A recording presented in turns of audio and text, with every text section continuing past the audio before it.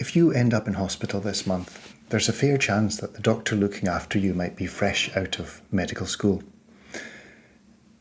I remember my first day on the job as a doctor. Well, I remember one thing about it.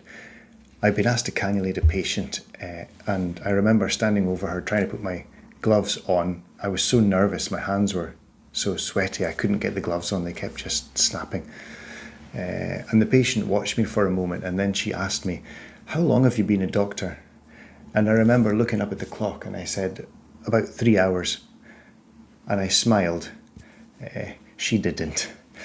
Somehow I got the cannula in, but then I got completely confused about the dressing. It was a different brand from the one I'd used in medical school, and I couldn't work out where everything went.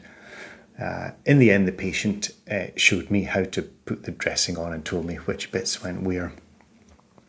I felt terrible. I remember shuffling out of the bay, trying not to meet the eyes of the other patients who I imagined were all looking at me with sort of shock and horror.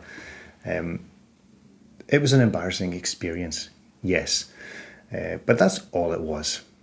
The patient was never in any danger from my inexperience. She was comfortable, there was no emergency, and there were plenty of nurses on that ward who could have put the cannula in a lot faster and more efficiently than I did if I'd failed.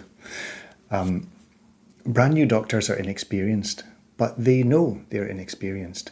So they check, they ask, they seek senior advice, and they're usually extremely careful precisely because they're aware of how much they still have to learn.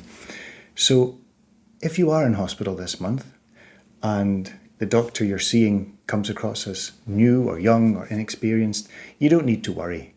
They've spent years working towards the moment when they finally get to introduce themselves as your doctor.